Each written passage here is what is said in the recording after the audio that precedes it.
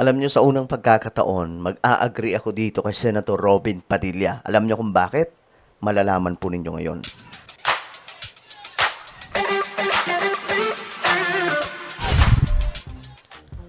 So, this is the first time siguro mga sangkay na mag-a-agree tayo kay Senator Robin Padilla. First time, no? At magugulat kayo dahil ito ay para sa lahat ng mga DDS, loyalista, dilawan, lahat na, mga pinklawan. Sige. Eto, may pasabog kasi si Robin. Anyway guys, bago tayo magtuloy-tuloy, sa mga hindi pa po dyan nakakapag-subscribe, makikita nyo po yung subscribe button sa baba ng video na to. I-click nyo lamang po yung subscribe, i-click ang bell, at i-click nyo po yung all. Sa mga nanonood naman po sa Facebook, syempre, i-follow nyo po yung ating Facebook page. Ngayon, mga sangka, ito ang magandang pag-usapan. Kasi, si Robin Padilla ay may pasabog. Actually, natuwa talaga ako na nabanggit niya to. Kasi mga sangkinap, di ba nakaraan pa tinatapik napit din ito? At nagulat ako, may mga nagsusulong na pala nito. Sabi dito, sa balita, ibalik sa gobyerno ang kontrol sa presyo ng langis. Muling iminungkahi ni Senator Robin Padilla ang pag-amyenda sa oil deregulation law bilang solusyon sa krisis sa langis sa bansa dulot ng giyera sa Middle East. Giit ni Padilla, mas mabuti na ibaba ang presyo ng pangunahing bilihin sa pamamagitan ng pagpapababa ng presyo ng langis kaysa pamamahagi ng ayuda. Ang ayuda ay nagiging ugat ng korupsyon. Exactly. Ang mainam ay kung ano ang inilalaan dyan para sa mga ayuda ay magsilbi na lamang itong pambayad ng gobyerno direkta sa mga oil oligarchs. Eto na ha. Eto na. Sabi niya dito, kapag bumaba ang presyo ng langis, bababa rin lahat ang presyo ng lahat ng nakaugnay na pangangailangan ng taong bayan. Kailangan ibalik sa gobyerno ang kontrol sa presyo ng langis. Ngayon mga sangkay, totoo ito. Ang problema mga sangkay kung bakit sobrang taas ng presyo ng oil ngayon ng mga buwakang mga negosyante ng oil ay dahil po dito sa deregulation law. Ito yon yung sinasabi. Itong oil deregulation law.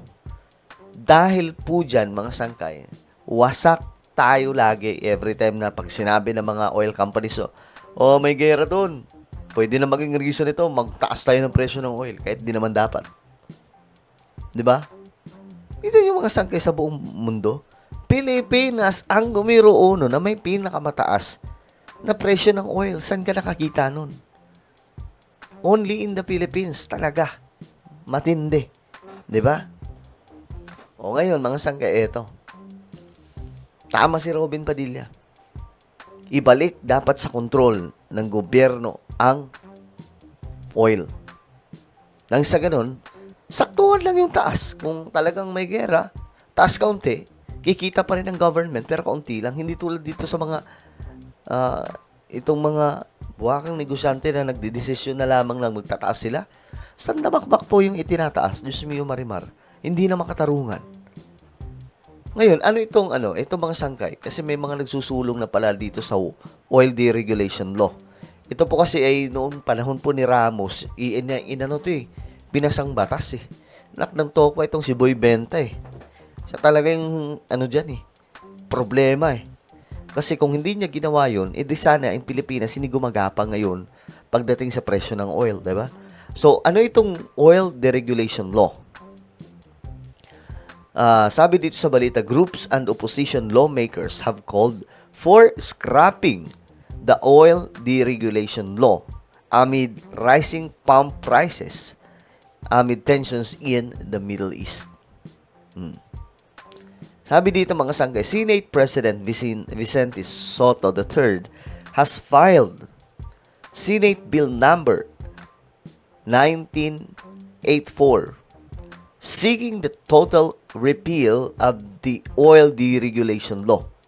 It is high time to give back to the state the authority to manage fuel prices. Sabi niya dito.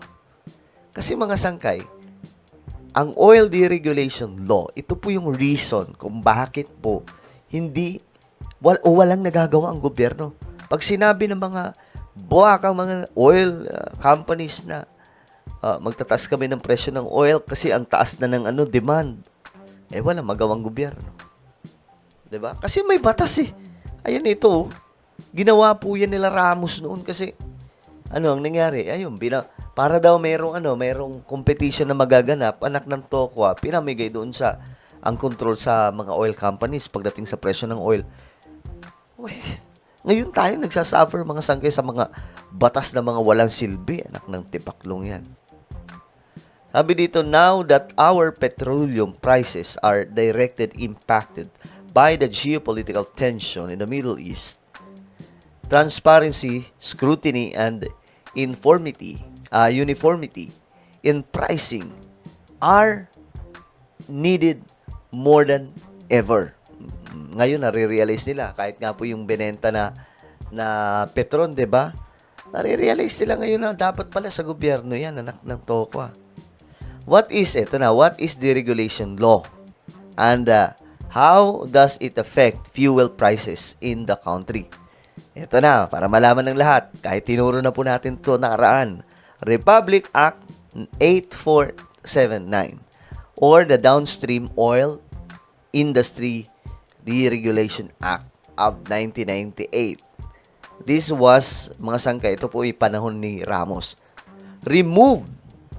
So, itong oil deregulation law removed the government's power to control the fuel prices to help oil companies become more competitive with their supply and pricing petroleum products. 'Di ba? Yan ang reason, mga sangkay. Para daw mayroong competition na magaganap at dumami yung mga oil companies. Ayan. Ang problema, dumami nga sila. Naging buraot. Lahat sila mga buraot. Bakit? Anak ng Tokwa. Tayo yung pinamataas na may patong. Anak ng Tokwa. Ilang mga ari-arian ang mabibili nila dahil dyan. 'Di ba, mga sangkay? Grabe talaga. Number 1 eh. So, eto yung problema, mga sangkay. Wala na po sa control, no, ng gobyerno itong mga presyohan ng oil. And that's very, very big problem right now. Na mayroon nga pong oil crisis. Ginugulangan pa po tayo. Mambihira, ang laki ng patong, di ba? Marmar, tumingin ka na lang sa mga oil station. Ang lala, men. Well, ano po ang inyong opinion? Pabor ba kayo sa sinabi ni Robin Padilla na dapat ibalik sa gobyerno ang pagkontrol sa presyohan ng oil sa ating bansa? Comment down below. Meron tayong YouTube channel. Ito po isang Revelation. Hanapin nyo po ito ngayon sa YouTube. Kapag nakita nyo na, i-click nyo po yung subscribe, i-click ang bell, at i-click nyo po yung all. Ako na po ay magpapaalam. Mag-iingat pong lahat. God bless everyone.